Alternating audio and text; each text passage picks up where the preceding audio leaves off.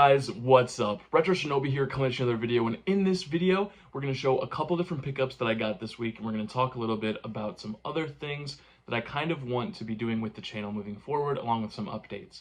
So first of all,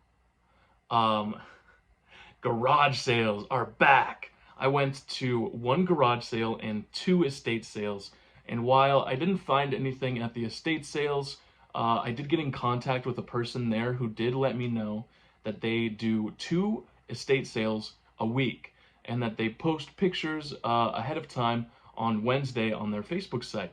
So I was able to get onto that and kind of figure out that process.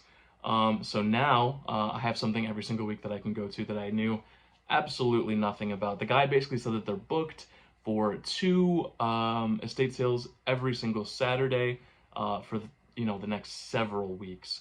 So that's very exciting to know about.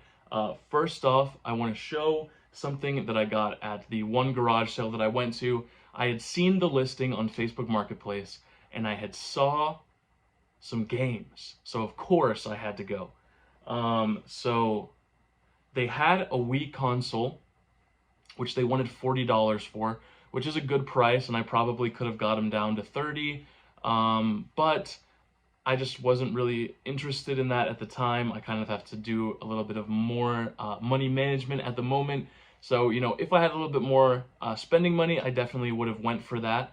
It's really easy to just mod one of those and then throw it up on eBay for, I'll show you right here. But they did have some other things that were very interesting to me that I did end up picking up. Now I paid $9 for these. So these are, if I can grab them, Wiimotes. So these aren't just regular Wiimotes either. All of them have the Wii Motion Plus inside, which is great. Now you might be wondering, 4 controllers, $9. How does that math work? Well, 2 of them were, here if I can get these out. 2 of them, she said, were in perfect condition and worked no problem. Obviously, these are a little dirty from play. I'm going to have to clean them just a little bit. But 2 of them had battery corrosion, and that was what made them cheaper. This is one of them. It's a little sticky, which is a little concerning. I haven't tested these yet, so this could have been not as good of a deal as I initially thought. But as you see on this battery back, there is a lot of corrosion. This one was $1. And if you look at the actual connections, there's almost nothing. I have had great success with corrosion and just going at it with a toothbrush. You just go at it with a toothbrush, break the bits off, put the batteries in, and try it. Usually, in cases like this where it's battery pack corrosion, you're mainly dealing with these connections. Obviously, there are different situations that might be more involved. Obviously, if you get a corrosion on the board, that can be a deal breaker. But a lot of the time with these battery pack corrosions, there's not stuff in place that makes it to where it hits the board. You have to have some severe corrosion for that to happen. And even if it is broken, it's just as simple as taking out the screws and replacing one of these, which is only a couple of bucks. So the ones that were in perfect condition, they had for $3, and the ones that had a little bit of corrosion, one was $1 and the other one was $2. Now, I'll put some sold comps for the different colors, but as you can see, all of these are the Wii Motion Plus inside, including this black one here. So very good condition. They had some games too. They had Mario Kart Wii, and they had Smash Bros. Brawl, which were the main games for that that were worth money, but they wanted 15 a piece, and at that price the profit margin just isn't a lot. I could barter with them and try to do a big bundle deal, but again, like I said, I didn't really have the funds, and so $9 seemed like a really easy thing for these. I'll put sold comps up of the different colors, but to my knowledge, it's about 20 bucks a piece on these. So if you get 15 to 20 bucks a piece, I paid $9 total. That's some good income that I should be seeing coming through, over the following weeks after I get these up on eBay. Now we're going to get into two different Facebook Marketplace deals that I did. One of them is one that I personally did and put my own money into, and the other one is one that that my dad put the money into, and it's going into his collection, not my collection. So you won't be seeing it on this shelf, but I thought I would show it off because it was a really good deal, and I picked it up, so at least I get to show it on the channel, right? So the thing that I got, I seem to have a mean streak with getting things that smell like cigarettes. So it has been getting the dryer sheet treatment for the past couple of days. It's been sitting in here, and if I give it a little smell test off camera, it is a lot better. It does need a little bit more time, but what I got, I can remove the wires from it really quick. I did test this, it does work. I'm going to show some footage of it working because I think it's actually pretty neat, is the Sega Genesis Mini.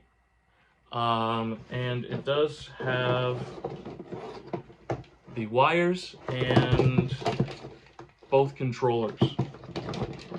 Now, I paid $20 for this. I met the lady in the middle of the night at her apartment. Obviously, I don't recommend doing that. It was a sketchy area, a sketchy deal, and the lady herself was pretty sketchy. So, all in all, I'm safe. I'm 6'2", and I'm I'm a pretty big guy, so it's not likely that someone's going to mess with me, but obviously when you're dealing with Facebook Marketplace deals, you want to put your safety above anything else. But for 20 bucks, it's an insane deal. Put up some sold comps right here. They go pretty decently for about $50 to $60, even more than that if they're modded. I am going to look into how that process works because that is something I am definitely interested in doing. For now, this is staying in the collection. I really enjoyed playing it, and especially if I can mod it to have NES and Super Nintendo games, that would be awesome. Because you have USB controllers, so I'm sure that there's some kind of support for making it a little better. There are two different versions of Genesis Minis. There's an at-games version that actually lets you play Sega Genesis games on it, and for some reason, that one goes for way less than this one. Maybe because that one isn't Sega Genesis and it doesn't look like a Sega Genesis. I'm not exactly sure. If anybody knows in the comments, definitely let me know. And now the thing that everyone has probably been waiting for, because I definitely put it in the thumbnail. So if you've skipped forward to this point, hi. It is an insane lot of games. It's not so often that you come across things in this good of condition that are this old. So I messaged the guy on Facebook Marketplace. He had it for $350. I said, would you do $320? He said, absolutely. Come meet me at this address. I pull up to the address. They're having a garage sale. So this has been sitting out at a garage sale the entire day, and nobody bought it. Obviously, they were asking $350. So most people at a garage sale would not be interested, but I was interested. Obviously, my dad was interested. So I am going to show you what it is now. This is an original Game Boy in the box. You see it's got the original sticker, $79.99. It's got this Nintendo tape that was used to seal the box. And on the other side, it's still sealed. I think that's really cool. And then obviously the coolest thing is on the back, it has the proof of purchase. I think this is really, really neat. I'll open it up here and show you guys the contents. All of this stuff obviously has some damage from being in storage, but it was obvious that the guy who had it in very good of condition. So if we open this up, it's got wires and the manuals. It does not have, here, let me hold this.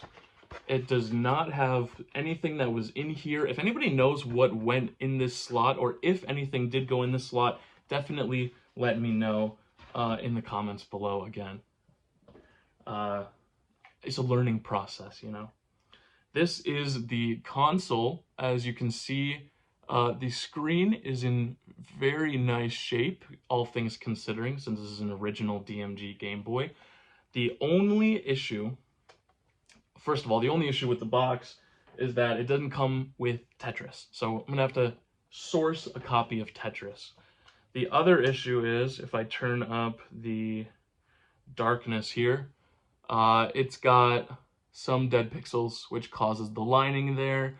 So I'm gonna need to replace the screen. I definitely will be showing that in a different video. It's not uncommon for things that are this old, especially for these DMG 001 Game Boys.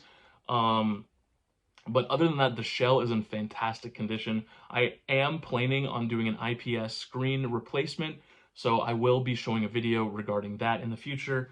But it's really cool. And like I said, the shell, the buttons, everything else is in fantastic condition. It's obvious that this guy took great care of his stuff. This is the back. Obviously, there's some wear here, but replacing these battery packs is no issue whatsoever. Fresh batteries, no corrosion. You love to see it. And I'll show this just in case anybody is interested. I had some people leave a comment on last week's video with the PS2 asking me what the there was some number that they were interested in. Anyways, so that is the system. It also comes with this. These are water damaged, so it's a little sad, but they are still very cool. We have Nintendo Power Donkey Kong, which is awesome. So, like I said, this is not in perfect condition by any means. There is plenty of warping and damage to it.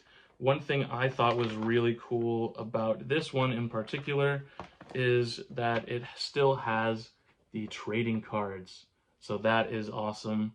I flipped through a couple of the pages and read it. Nintendo Power, just so awesome. Eventually, I would love to have a Nintendo Power collection, but I know that that can be a little expensive. And the other thing that it came with, which is a spoiler alert for one of the games in the lot, is The Legend of Zelda Link's Awakening player guide.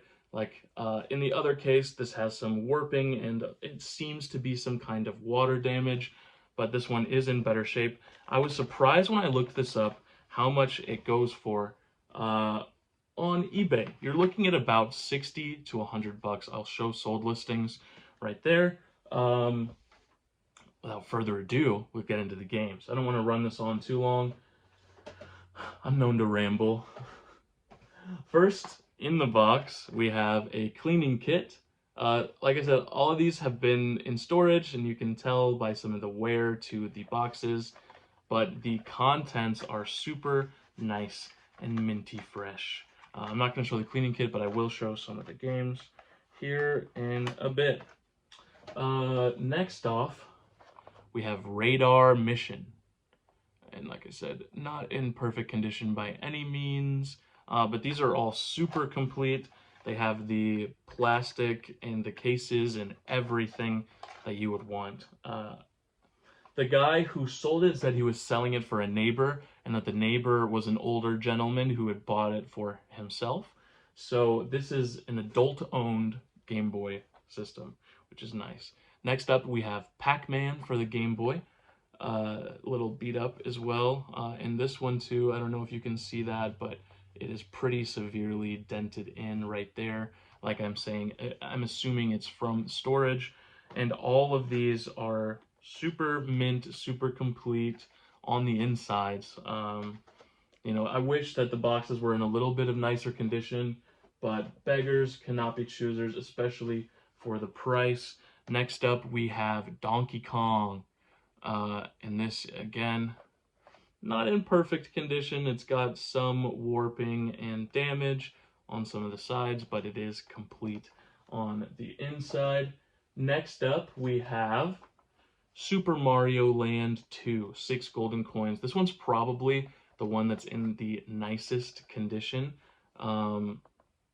Minimal warping, minimal damage, but it is not the most expensive. The most expensive, which has already been revealed to you, is The Legend of Zelda Link's Awakening. Now I'm going to pop up the prices right here for what this goes for. Insane, obviously, in this condition, it'll have to go for a little bit less because of the warping. I am going to open this up and show you the condition. All of them are in this condition. Let's be careful here not to scuff any of the manuals. So here you have the game. It's in perfect shape. It literally looks like the guy cracked the seal, and that's it. And then you've got your different